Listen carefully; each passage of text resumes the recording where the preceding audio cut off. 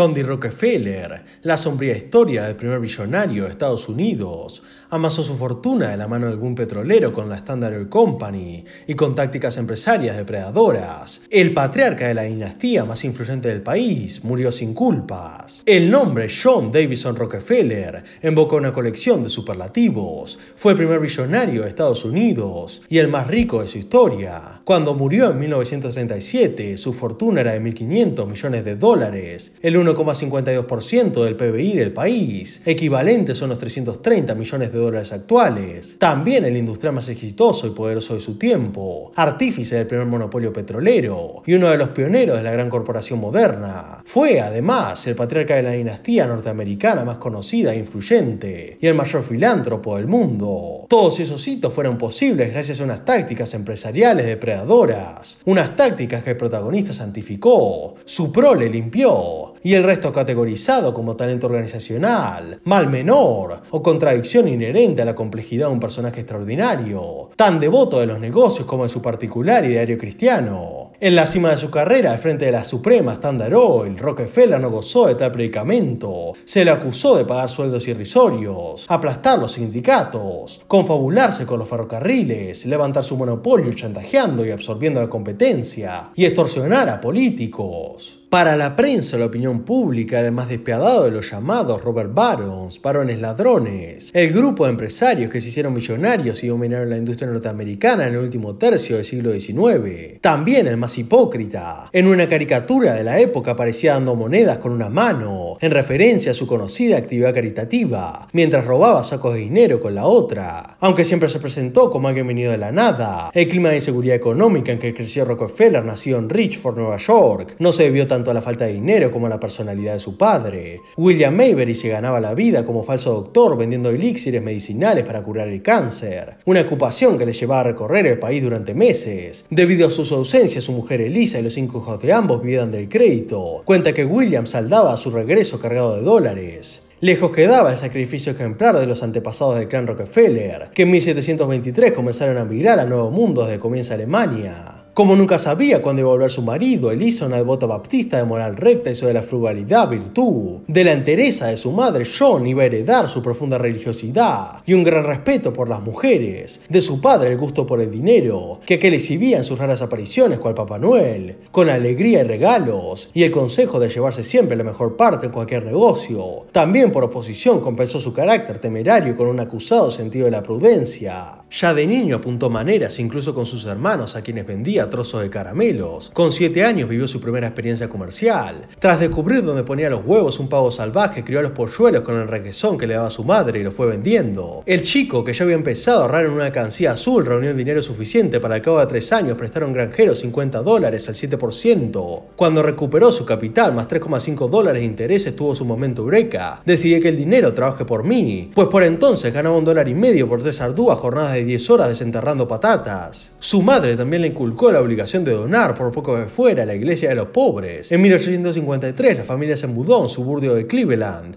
en Ohio. Rockefeller era, según sus amigos, un joven serio y cumplidor, además de reservado, religioso y metódico. En el instituto conoció a Laura Celeste Spellman, de buena familia y con quien se casaría a los 25 años. Después hizo un curso de negocio de 10 semanas en las que aprendió contabilidad y los fundamentos de las transacciones comerciales. El 26 de septiembre de 1855, con 16 años, consiguió su primer empleo como ayudante contable en Hepburn Tuttle, comisionistas mercantiles en productos agrícolas. En 1858 ya ganaba $600 anuales, pero cuando pidió un aumento de sueldo y se lo negaron, empezó a mover hilos para establecer su propio negocio. Las dos grandes ambiciones de su juventud eran ganar $100,000 y vivir 100 años, y estaba dispuesta a hacerla realidad. Montó una firma de comisionistas al por mayor con Maurice Clark, un inglés que trabajaba para otra empresa del sector. Rockefeller había ahorrado $1,000, pero necesitaba otros 1,000 para inversión inicial y se los pidió a su padre, que se los prestó un 10% de interés. Volvería a pedirle dinero para afrontar la expansión del negocio, aunque el comportamiento de su padre parezca inexplicable, como él mismo decía: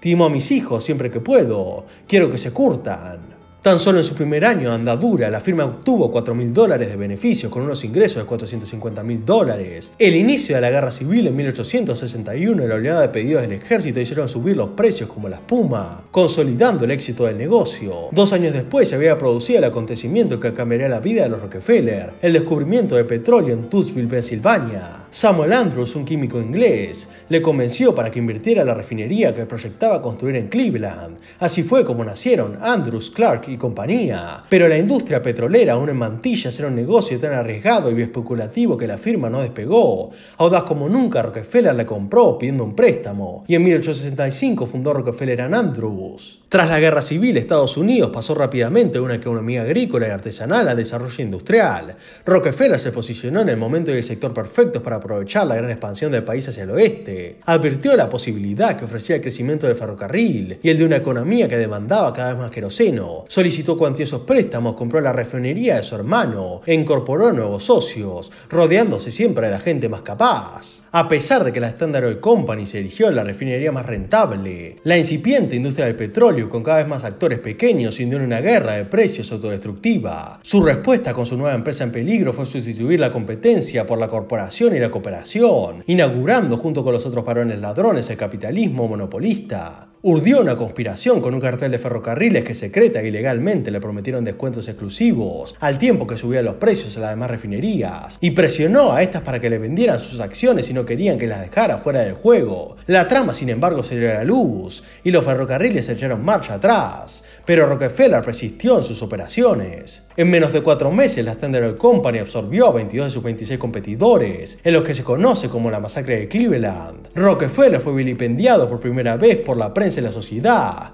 Desde ese momento, las críticas y el desprecio lo acompañarían para siempre. En su defensa dijo que no le quedó más remedio. El negocio de petróleo era un caos que empeoraba cada día. La combinación ha llegado para quedarse. El individualismo no va a volver.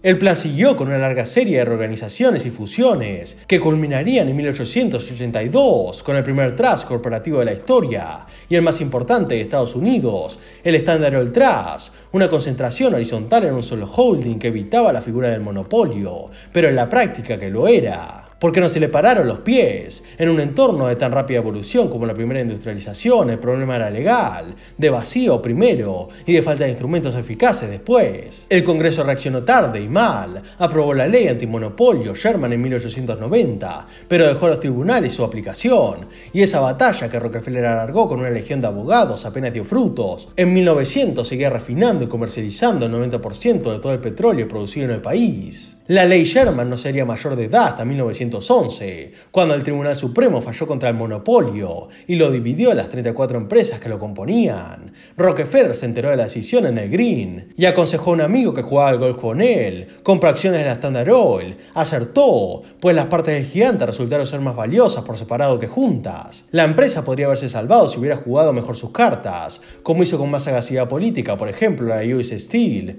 integración de la corporación de Andrew Carnegie y otras bajo la tutela de JP Morgan. Rockefeller no fue muy inteligente al ofrecer a Roosevelt, promotor del pleito en el Supremo, el apoyo a su reelección si existía. Por otro lado, los economistas aún debaten si la rapaz compra de sus rivales y sus precios agresivos aceleraron o rechazaron el crecimiento del sector y el abaratamiento del petróleo. En 1895, a los 56 años, Rockefeller se jubiló, aunque mantuvo el cargo de presidente de la Standard Oil Company hasta 1911. Libre de obligaciones y ya billonario por su participación en esa y muchas otras empresas, se entregó en cuerpo y alma a la filantropía, el golf y sus mansiones.